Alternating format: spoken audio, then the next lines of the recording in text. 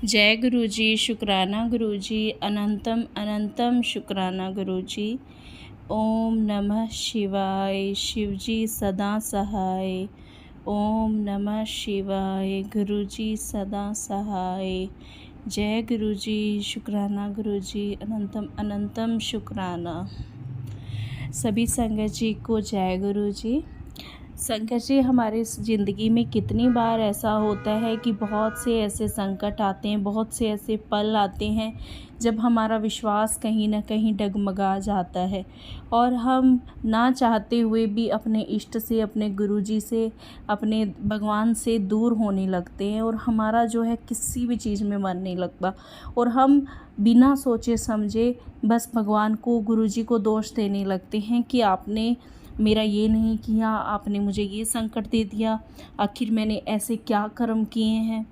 बल्कि संगत जी, हमें ये सब ना सोचते हुए हमें अपने अगले कर्मों को सुधारना चाहिए। हमें शुक्राना करना चाहिए उस भगवान का कि थैंक यू गॉड, शुक्राना गुरुजी कि आपने मुझे जो भी मेरे जो मेरे कर्म थे या गलत कर्म मैंने किए थे, कुछ भी किया था, आप मुझे उस भव सागर से बाहर निकाल रहे हो, मेरे संकट को काट रहे हो, मुझे कर्म जो है मेरे उनका इसी जन्म में भुगतान करा रहे हो और मुझे फिर से जो मेरे और जन्म है उनमें भुगतना नहीं पड़ेगा।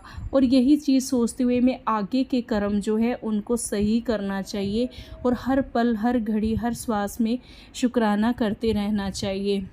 संगत जी, आज का सत्संग ऐसी ही एक घटना पे आधारित है जो हमें देहरादून से आंटी जी ने भेजा है।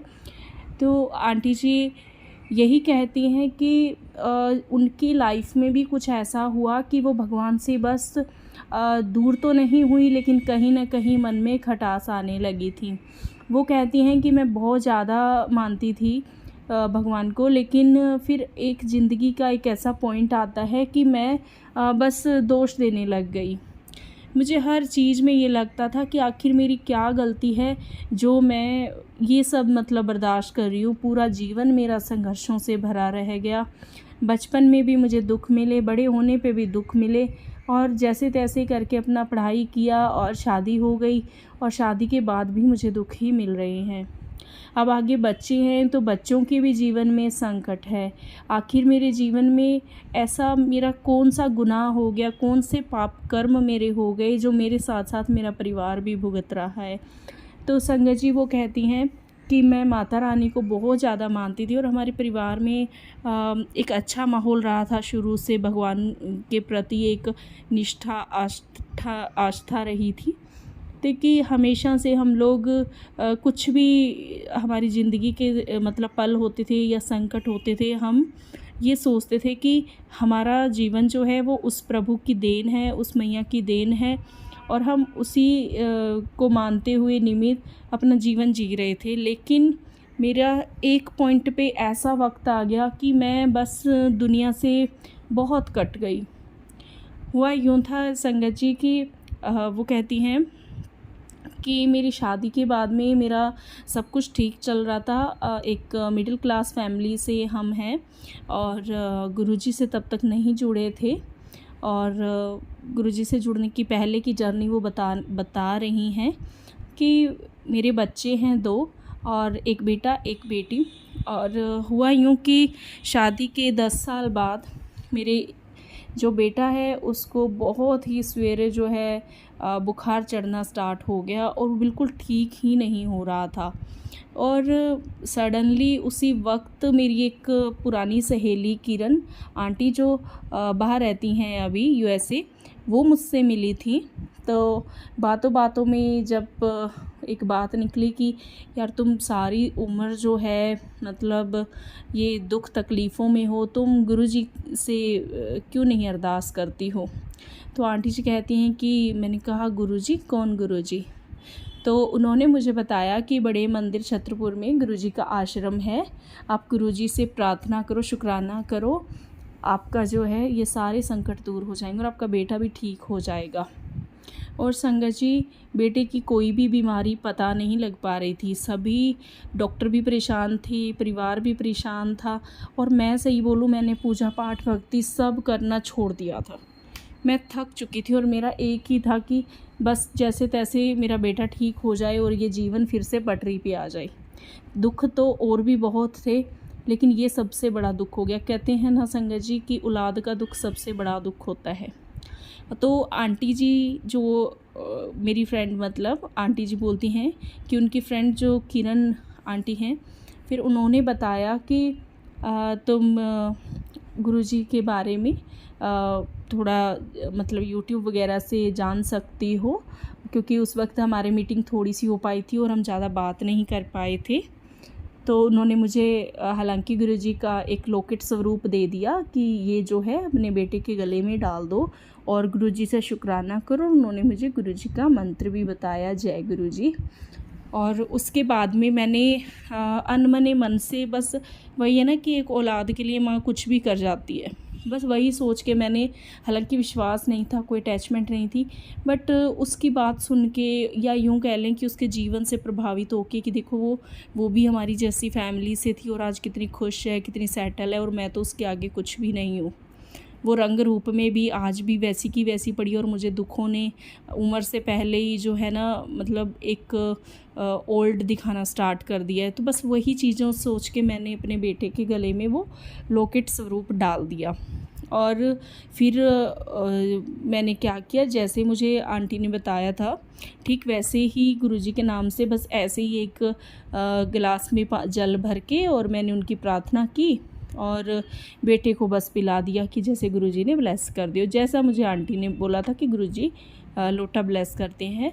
तो बस वही चीज़ को सोच के, और ऐसे ही अचानक से मेरे फ़ोन पे जो है कुछ मैसेज फ्लैश होने लगे कि तुझे खुशखबरी मिलने वाली है, इतना रोती क्यों रहती है, ऐसे ऐसे। और मैं बड़ा हैरान सी होने लगी धीरे धीरे कि ये चीज़ें तो मैं सोचती हूँ और जैसा मेरा चल रहा होता है मन में वही चीज़ें कैसे इसमें आ जाती है।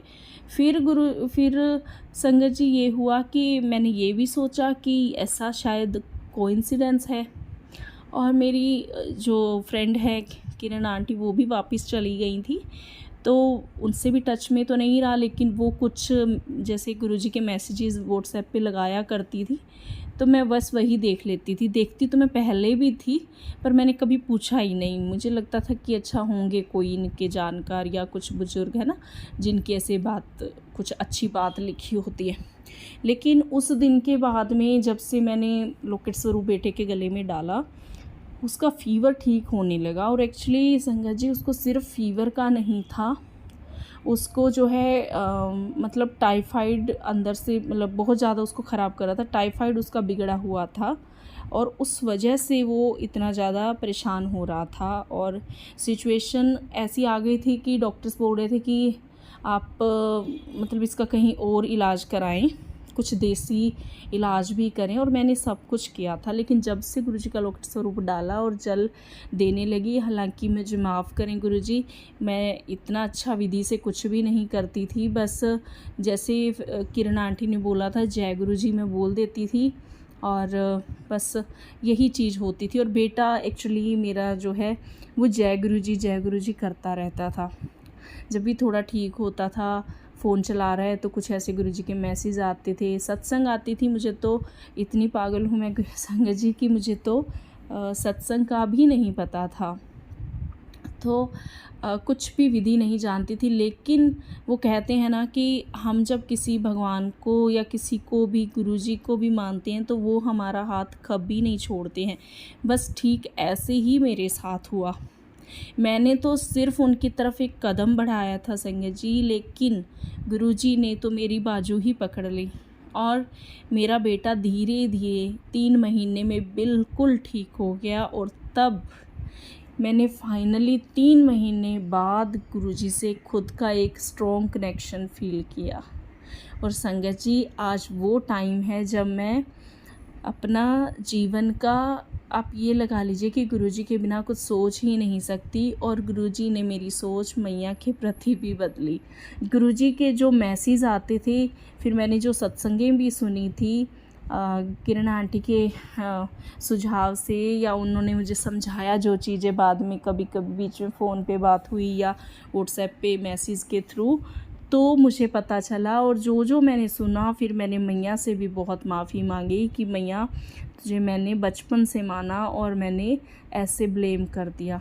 संगत जी, मैंने अपनी ज़िंदगी में यही एक सीख ली इन 3 महीने की जो वो जर्नी थी उस वक्त में। आज तो मुझे जुड़े हुए पूरे 5 साल हो गए हैं गुरुजी से, और जो उस 3 महीने की सीख थी और उसके बाद की सीख है वो यही है कि कुछ भी हो जाए, हमें कभी भी अपने गुरु पे एक उंगली नहीं उठानी चाहिए। हम जिसको मानते हैं, चाहे मैया हैं, चाहे कृष्ण भगवान हैं, चाहे शिव बाबा हैं, या चाहे कोई भी इष्ट है, उन पे कभी उंगली नहीं उठानी चाहिए। हमारी ज़िंदगी में कुछ भी होता है वो अच्छे के लिए होता है।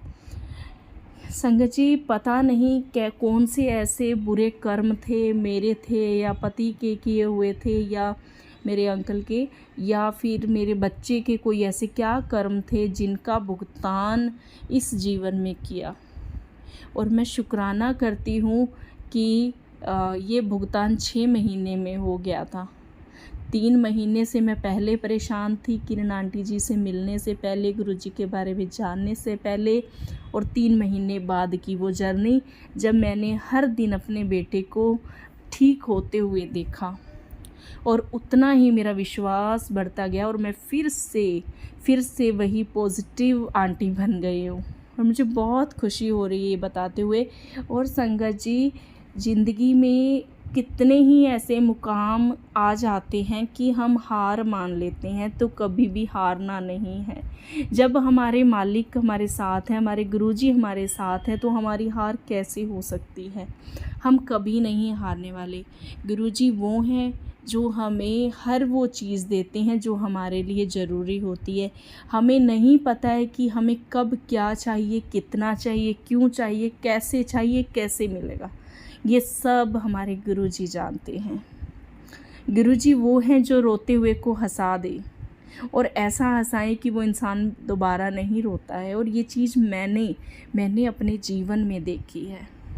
मेरी ये जो जर्नी है 5 साल कुछ महीने की, इस जर्नी ने मुझे बहुत ही मतलब एक अलग इंसान बना दिया है। इतना तो मैं शायद बचपन से भी ऐसी नहीं थी, क्योंकि तकलीफ़ें जब होती है ना, तो वो बच्चे तकलीफ़ों से जो निकलते हैं ना, वो कहीं ना कहीं कुछ नैरो माइंडेड रहते हैं, समाज से किसी पे भरोसा नहीं कर पाते, और बस ऐसा ही मेरे साथ था। और गुरुजी ने जो मुझे संकेत दिया था कि आज तुझे कुछ खुशखबरी मिलेगी। संगत जी, मेरे जीवन में जब मेरा बेटा बिल्कुल लास्ट रिपोर्ट उसकी आई कि वो बिल्कुल ठीक है, और ठीक तो वो पहले ही हो गया था, मुझे पहले पता लग गया था, उसी दिन मेरे अंकल का एक बहुत ही पुराना केस भी सॉल्व हुआ था। प्रॉपर्टी का हमारा केस चल रहा था, कोई उनका ही था बिज़नेस में, और वो केस भी हुआ ठीक उसी दिन।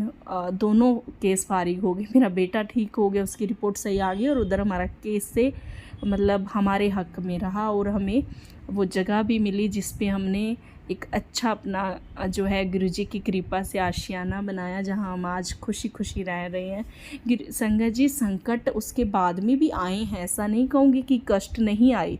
कभी कुछ बीमार हैं या कहीं कुछ है, वो हुए हैं, लेकिन उनसे हमें बहुत जल्दी गुरुजी ने निकाला भी है। हम डेस्परेट नहीं हुए, हम थोड़े से भी डिप्रेस्ड नहीं हुए इस बार। क्यों? क्योंकि हमें पता है कि गुरुजी हमारे कर्म काट रहे हैं, ताकि हम एक प्योर सोल बन सके, हम आगे इस जीवन में इस भव सागर में ना आए, या हम आए तो हम खुशी खुशी जीवन जिए। तो संगत जी, मेरी यही प्रार्थना है सभी से हाथ जोड़ के कि गुरुजी का शुक्राना हर घड़ी हर पल करते रहें। गुरुजी के बिना कुछ भी नहीं है। गुरुजी साक्षात शिव हैं, पार ब्रह्म है। और दुनिया में सब कुछ झूठ हो सकता है, लेकिन मेरे गुरुजी का दरबार झूठा नहीं है। और जब भी कोई हमारा मजाक उड़ाता है ना, मैं जानती हूँ ये बात कि जब हम नया किसी को मानने लगते हैं ना, या हमारा बहुत विश्वास होता है किसी पे, गुरुजी पे जैसे विश्वास मेरा बना, बहुत से लोगों ने मुझे डीमोटिवेट भी किया, बहुत कुछ ताने भी मैंने सुने। अच्छा, हुणे बाबियां दे जान लग गया, हालांकि मैं कभी गई नहीं थी। मेरी गुरुजी से के आश्रम में मैं लगभग 2 साल बाद गई थी जुड़ने के, लेकिन फिर भी बहुत कुछ सुनना भी पड़ा। लेकिन मन में जब भी कोई कुछ कहता ना, बस मन में शुक्राना गुरुजी, शुक्राना गुरुजी, शुक्राना गुरुजी कहते गई। तो संगत जी, यही मेरा सत्संग था आज का। मेरे और भी सत्संग है, मैं आपसे जल्दी ही इसी चैनल के थ्रू शेयर करूँगी। माफ़ कीजिएगा, मैं लिख के ही भेज पाई थी ये सत्संग। कभी मौका मिलेगा, गुरुजी की इच्छा हुई तो अपनी आवाज़ में भी ज़रूर सुनाऊंगी। जय गुरु जी। तो संगत जी, जय गुरु जी। संगत जी, अगर आप भी अपना सत्संग शेयर करना चाहते हैं तो अपलोड करवा सकते हैं। आप दिए गए व्हाट्सएप नंबर पे अपना सत्संग लिख के, रिकॉर्ड करके या वीडियो जैसे आपको कन्वीनियंट लगे आप भेज सकते हैं। आपका सत्संग बिना कुछ एडिटिंग के यहाँ अपलोड किया जाएगा। और संगत जी, ये जितने भी सत्संग हैं कोई भी फेक नहीं है, कोई भी झूठा नहीं है, सब रियल जो आई गई हैं वही आप लोगों के साथ गुरु कृपा से शेयर किए गए हैं। बस गुरुजी से यही प्रार्थना है कि जैसे आंटी जी आज खुश हैं वैसे ही सभी खुश रहें। जय गुरु जी, जय गुरु।